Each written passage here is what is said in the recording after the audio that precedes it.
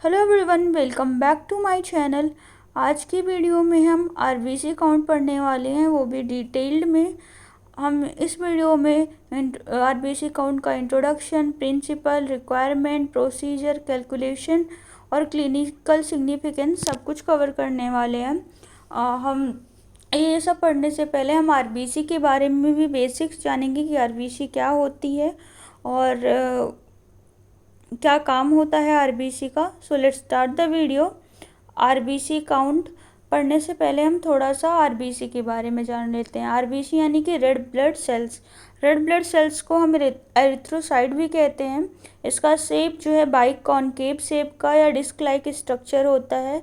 Bike concave आप देख ही सकते हैं, यहाँ पे जो साइड व्यू लगा है वो कॉनकेव शेप का है, तो दोनों तरफ से अगर बोला जाए तो ये बाइक कॉनकेव शेप का हो गया। और डिस्क लाइक यानी कि बीच में हॉलो होगा और पेरीफेरी पे ये थोड़ा उभरा हुआ होता है। तो आप अगर टॉप व्यू देखेंगे तो ये डिस्क लाइक स्ट्रक्चर इसका दिखेगा। यहाँ पे मैंने इमेज भी लगा रखी है, उससे आपको ज़्यादा क्लियर होगा। देन जो आरबीसी का डायमीटर होता है वो 7.0 से 7.5 माइक्रोमीटर होता है। आरबीसी की लाइफ स्पैन 90 टू 120 डेज़ की होती है। आरबीसी की जो थिकनेस होती है वो 2.5 टू 2.0 टू 2.5 माइक्रोमीटर होती है। देन आरबीसी जो है बोन मैरो में उसका फॉर्मेशन होता है एंड देन स्प्लीन में वो डिस्ट्रक्ट होती है। और आरबीसी जो है इसमें न्यूक्लियस नहीं प्रेजेंट होता। और अगर नॉर्मल रेंज की बात करें आरबीसी की, तो मेल्स में जो है 4.5 टू 5.5 मिलियन पर क्यूबिक एमएम और फीमेल्स में जो है 3.5 टू 4.5 पर मिलियन पर क्यूबिक एमएम इसकी नॉर्मल रेंज होती है। और इसका जो आरबीसी का मेन फंक्शन होता है कि वो ऑक्सीजन को लंग से पूरे बॉडी तक पहुंचाती है और कार्बन डाइऑक्साइड को पूरे बॉडी पार्ट से लंग्स तक पहुंचाती है। देन अब आता है एम। इस टेस्ट को हम क्यों परफॉर्म करते हैं, यानी कि इस टेस्ट को परफॉर्म करने का एम क्या होता है, पर्पस क्या होता है। तो ये टेस्ट यानी कि आरबीसी काउंट हम जो है रेड ब्लड सेल्स को काउंट करने के लिए, गिवन ब्लड वॉल्यूम में काउंट करने के लिए करते हैं, या फिर ब्लड की ऑक्सीजन कैरिंग कैपेसिटी को देखने के लिए करते हैं, या फिर एनीमिया या फिर पॉलीसाइथेमिया यानी कि एरिथ्रोसाइटोसिस या एरिथ्रोसाइटोपिनिया की कंडीशन में भी हम आरबीसी काउंट करते हैं।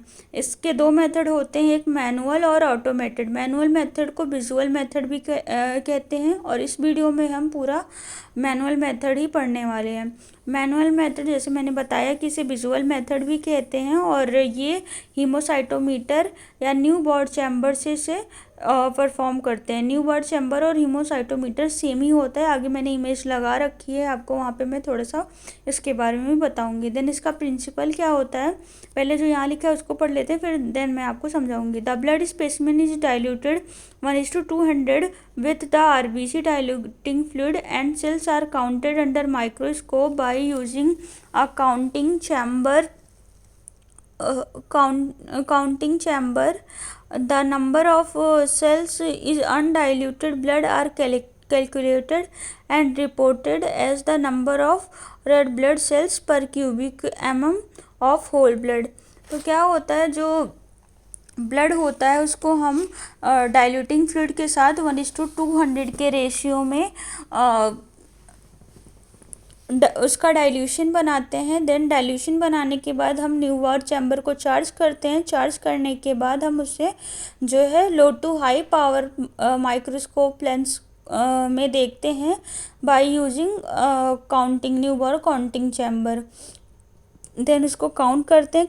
देन जो भी सेल काउंट आता है उसको फॉर्मूले पे रख कर हम उसकी नॉर्मल रेंज निकाल लेते हैं कि कितना जो है आरबीसी काउंट आ रहा है। देन इस टेस्ट को परफॉर्म करने के लिए हमें क्या क्या चीज़ें चाहिए होती हैं, यानी कौन सी रिक्वायरमेंट होती है वो देख लेते हैं।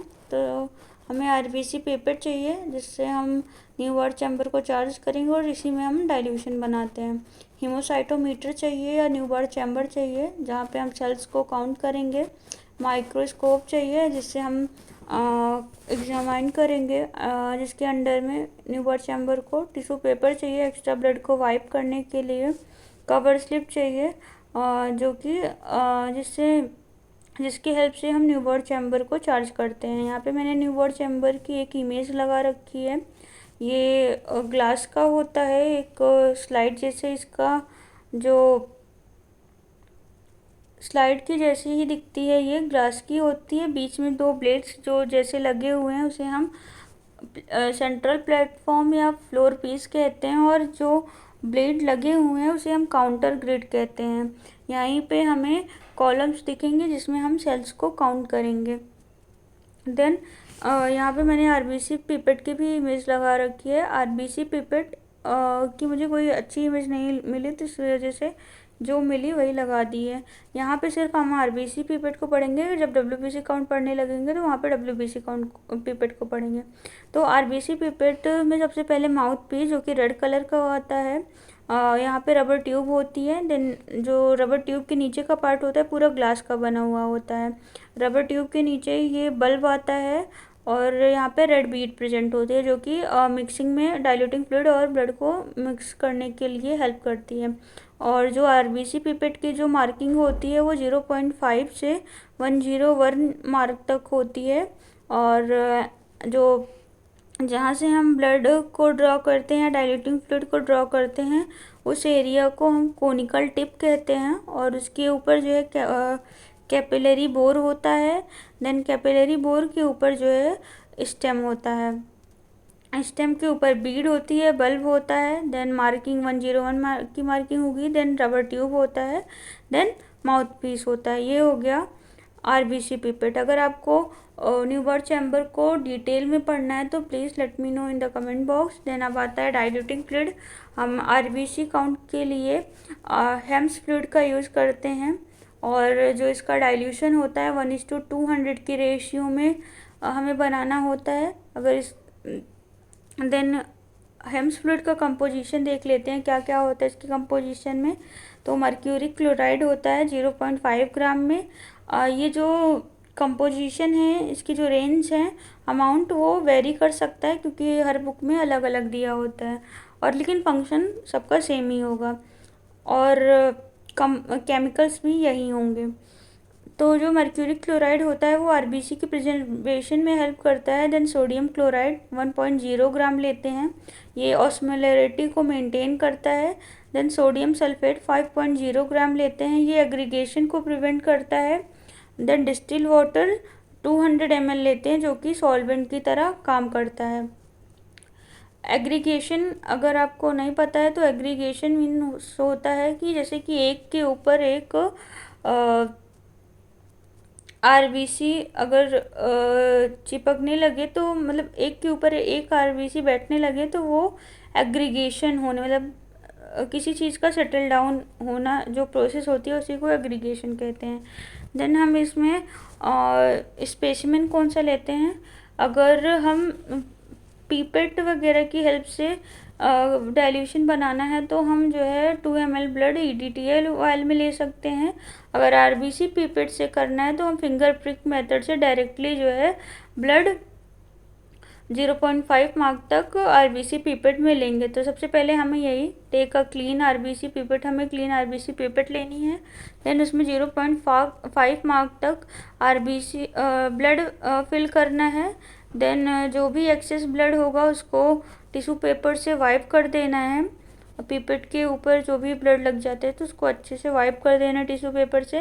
देन उसमें हम डाइल्यूटिंग फ्लूइड को 101 मार्क तक भरेंगे।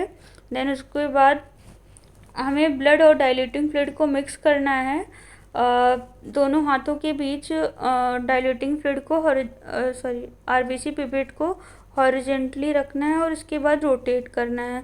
देन हम 2 से 5 मिनट मिक्स करने के बाद 2 से 5 मिनट तक वेट करेंगे। देन फर्स्ट ड्रॉप को डिस्कार्ड कर देंगे।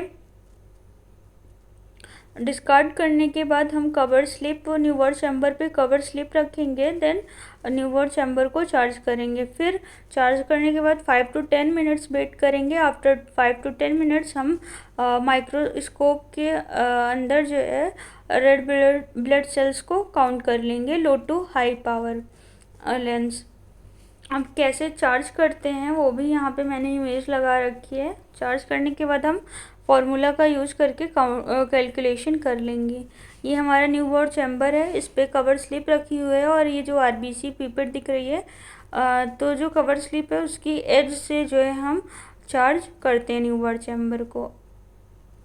और देन हमें माइक्रोस्कोप के अंदर कैसी दिखेगी आरबीसी, तो आरबीसी ऐसे राउंड शेप में दिखती है, डिस्क शेप उसका प्रॉपर थोड़ा सा समझ में, आप सामने से देखेंगे तो व्यू ज़्यादा अच्छे से समझ में आएगा।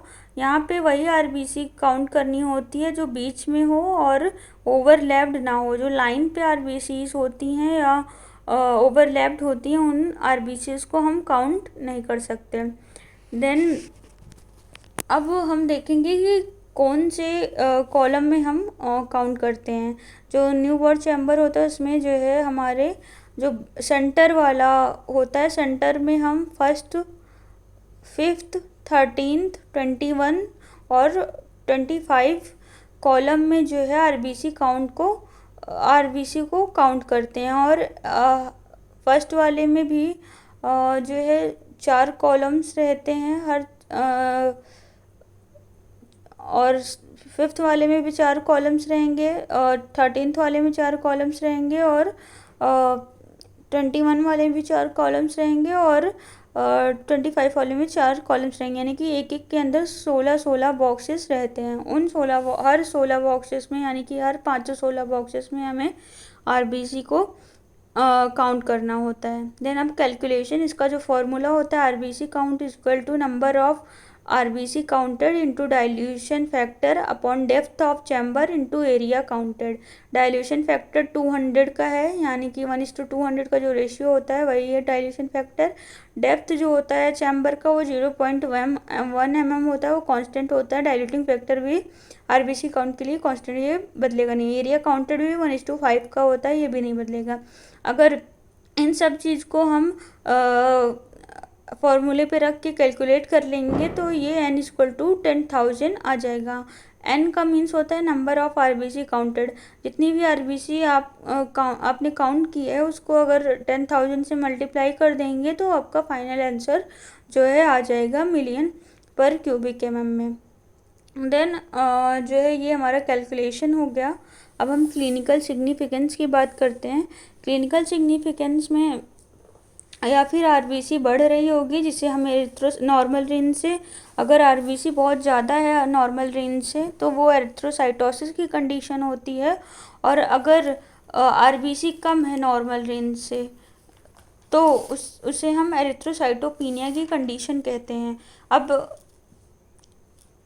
अब आरबीसी बढ़ती किन किन कंडीशंस में है, तो पॉलीसाइथीमिया की कंडीशन में आरबीसी इंक्रीज हो सकती है नॉर्मल रेंज से ज़्यादा। बर्न कंडीशन में, डिहाइड्रेशन में, किडनी डिसीज़ में, सीओपीडी की कंडीशन में भी आरबीसीज बढ़ सकती हैं। कंजेनाइटल हार्ट डिसीज़ की कंडीशन में भी आरबीसी इंक्रीज हो सकती हैं, और बहुत सारी कंडीशंस होती हैं, लेकिन इतना सफिशिएंट है। देन एरिथ्रोसाइटोपिनिया की कंडीशन कब आती है, तो एरिथ्रोसाइटोपिनिया यानी कि आरबीसी जो है काउंट कब डिक्रीज होता है नॉर्मल से, तो आयरन डेफिशिएंसी एनीमिया की कंडीशन में आरबीसी काउंट कम होता है। प्रेगनेंसी कंडीशन में आरबीसी काउंट कम हो जाता है नॉर्मल से। बोन मैरो डिसऑर्डर में या ओल्ड एज में, इन कंडीशन में कम हो जाता है। आई होप आपको ये वीडियो पसंद आई हो। अगर पसंद आए तो please like, share and subscribe my YouTube channel. और आपको कमेंट बॉक्स में आरबीसी पिपेट की मार्किंग बतानी है। Thanks for watching.